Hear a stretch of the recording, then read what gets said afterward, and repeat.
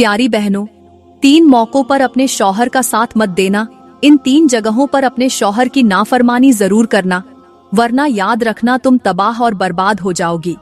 आज के हमारे सबक का उन्वान है कि 3 मौकों पर अपने शौहर की नाफरमानी जायज है।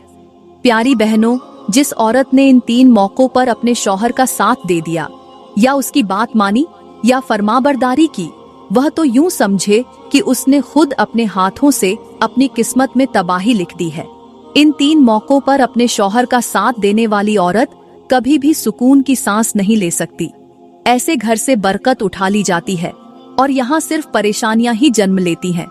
ऐसे घर तबाही की दलदल में कुछ इस तरह फंसते हैं कि फिर बाहर निकलने का कोई रास्ता ही नहीं मिलता। जो औरतें अपने शौहर का इन 3 मौकों पर साथ देती हैं, वो सारी जिंदगी रोती रहती है। वो चीखती हैं, चिल्लाती हैं, लेकिन उनकी फरियाद सुनने वाला कोई नहीं होता। ऐसी औरतें सुकून के लिए दर दर की ठोकरें खाती हैं, लेकिन उन्हें खुशहाली का एक पल भी नसीब नहीं होता। इन औरतों की जिंदगी जीते जी जहन्नम बन जाती है। आखिरत में इनका अंजाम बहुत बुरा होगा। जिन औरतों ने अपने शौहर का इन 3 मौकों पर साथ दिया या फरमाबरदारी की, तो याद रखें, वो जहन्नम में इस कदर दर्दनाक अजाब की मुस्तहक बनेंगी कि अगर कोई इंसानी आंख उन पर नाजिल होता अजाब देख ले, तो वो उनकी हालत को देखकर दोबारा जी न पाए। इन औरतों के घर में गरीबी इस तरह डेरे लगाती है कि फिर बाहर निकलने का नाम ही नहीं लेती। जो औरतें अपने शौहर का इन 3 मौकों पर साथ देती हैं, उनका घर सुकून और बरकत से खाली हो जाता है। रहमत के फरिश्ते ऐसे घरों से दूर हो जाते हैं। अल्लाह ऐसी औरतों से रूठ जाता है, और जिस औरत से अल्लाह नाराज हो, वहाँ खुशहाली कैसे आ सकती है। प्यारी बहनों, अगर आप आखिरत के दर्दनाक अंजाम से बचना चाहती हैं, घर को आबाद करना चाहती हैं, घर में सुकून और खुशहाली लाना चाहती है, तो खुदा का वास्ता उन 3 मौकों पर अपने शौहर का कभी भी साथ न देना। मौत कबूल करना, लेकिन शौहर की फरमाबरदारी न करना, वरना आपका अंजाम बहुत भयानक होगा। अब बात करते हैं कि वो 3 मौके कौन कौन से हैं।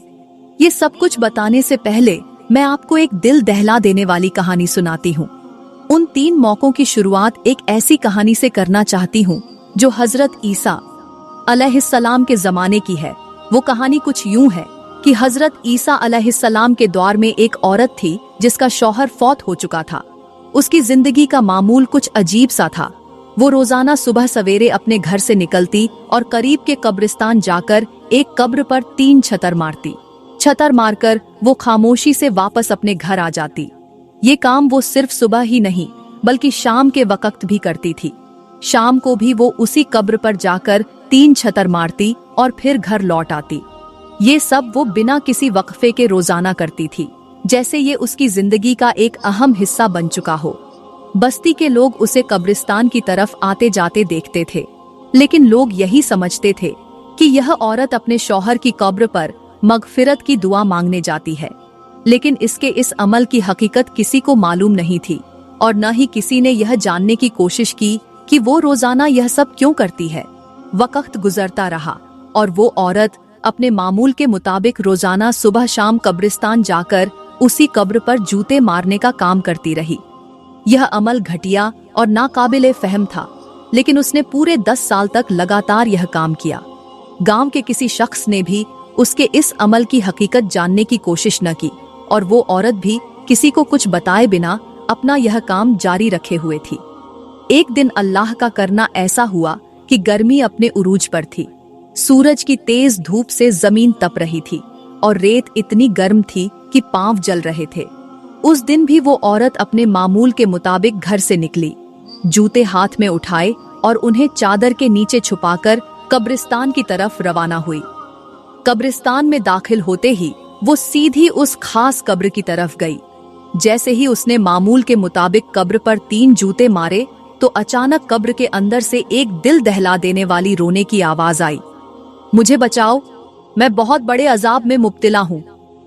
ये आवाज सुनकर वो औरत चौंक गई। वो हैरान रह गई कि इससे पहले तो ऐसा कभी नहीं हुआ था। आज तो कुछ नया ही सुनने को मिल रहा है। लेकिन उस औरत के हाथ और दिल पत्थर बन चुके थे।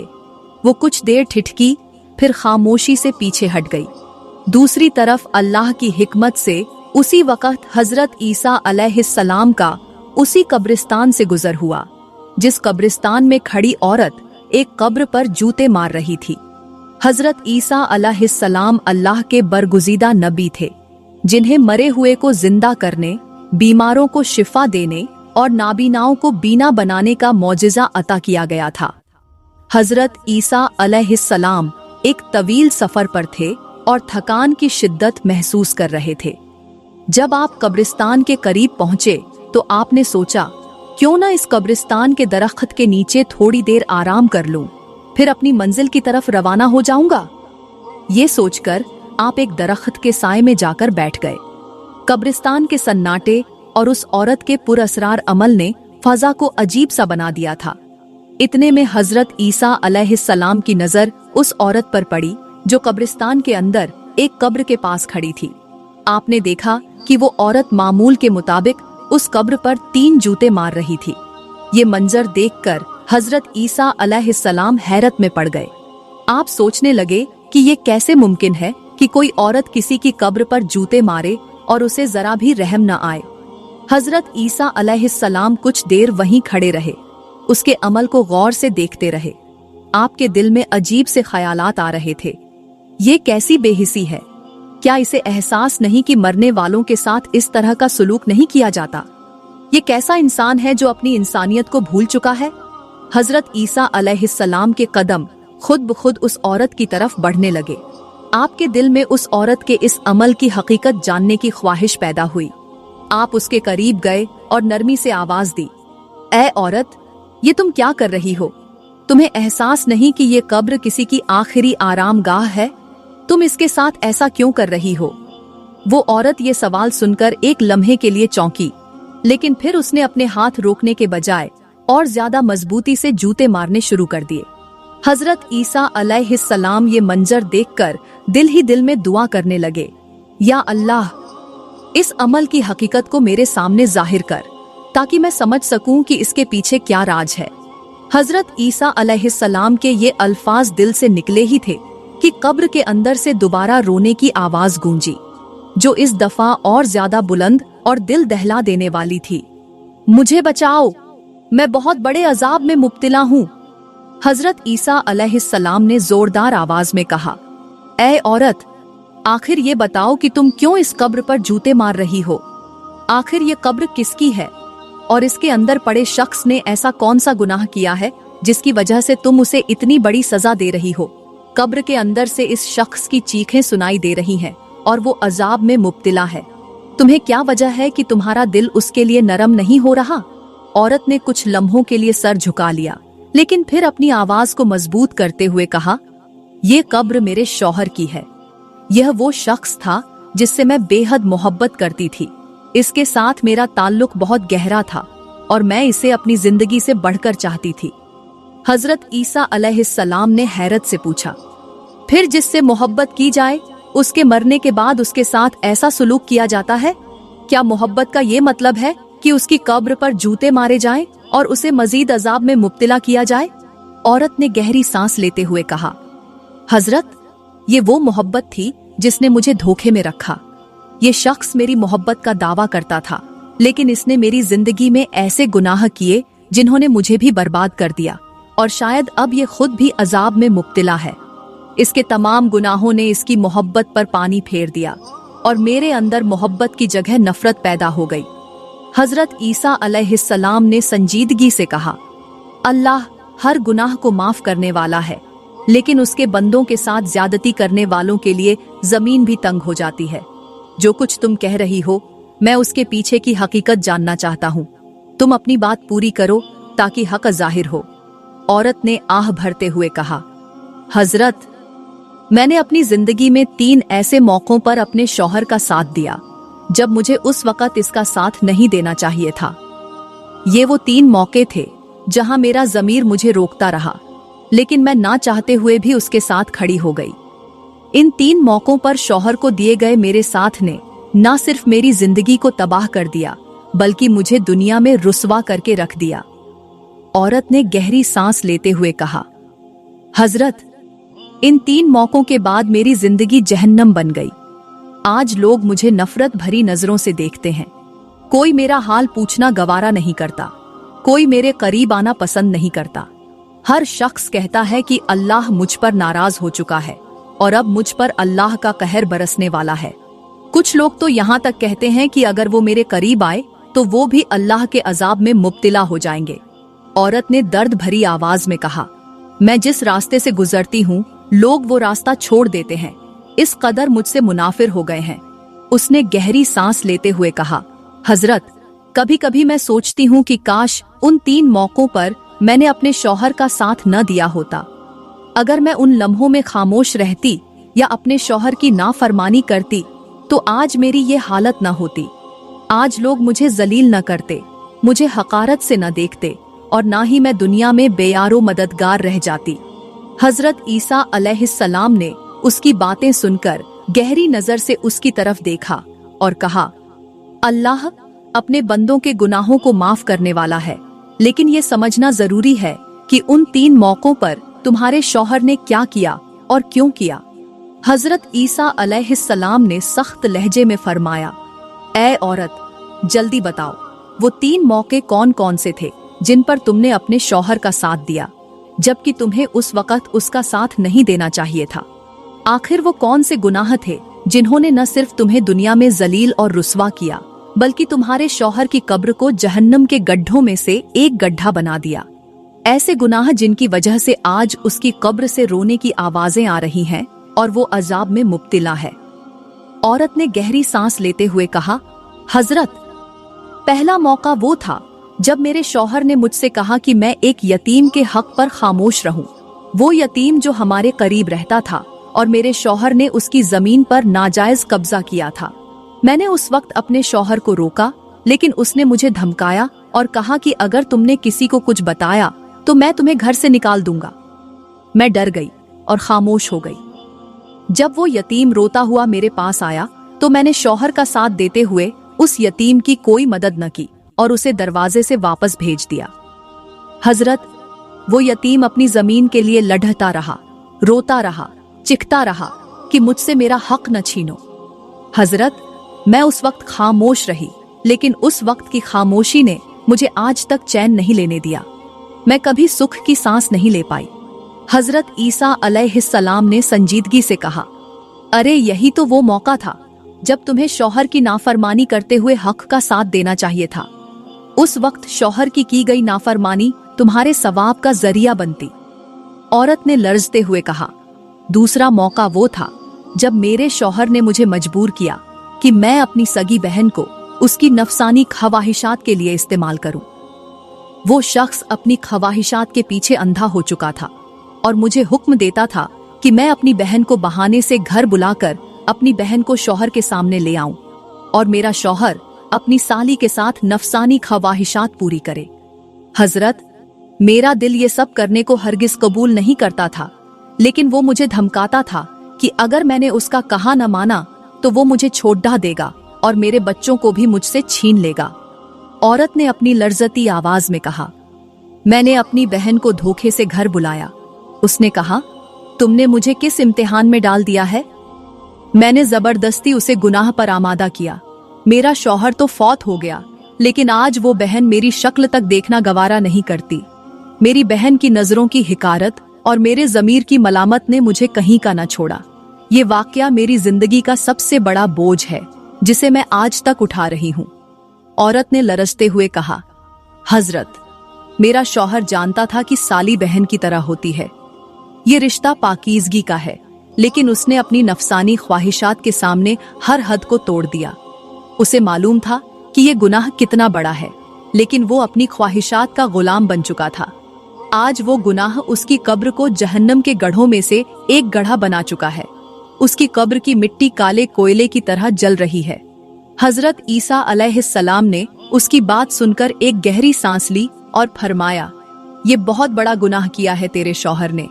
साली का रिश्ता बहन की तरह होता है और उसके साथ गुनाह करना ऐसा ही है जैसे कोई इंसान अपनी इज्जत का दामन खुद फाड़ दे। ये गुनाह उसके लिए एक ऐसी आग बन गया है जो उसकी कब्र के अंदर से बाहर निकल रही है।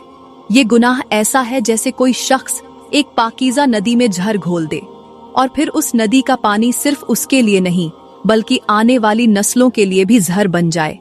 तुम्हारे शौहर का ये गुनाह न सिर्फ उसकी कब्र को जहन्नम बना चुका है बल्कि उसके इस अमल ने रिश्तों की हरमत को भी पामाल कर दिया है। औरत ने तीसरे मौके का जिक्र करते हुए कहा, हजरत, तीसरा मौका वो था जब मेरे शौहर ने मुझे मजबूर किया कि मैं अपने वालिदैन के हक में झूठ बोलूं और उनके खिलाफ खड़ी हो जाऊं। मेरे वालिदैन बूढ़े और कमजोर थे, लेकिन वो मुझे बहुत चाहते थे। एक दिन मेरे शौहर ने मुझसे कहा कि तुम्हारे वालिदैन मुझे अच्छे नहीं लगते और अगर तुमने उनके हक में बात की तो मैं तुम्हें हमेशा के लिए छोड़ दूंगा। हजरत, मैं अपने वालिदैन से बहुत मोहब्बत करती थी, लेकिन उस वक्त मैं शौहर के दबाव के आगे झुक गई।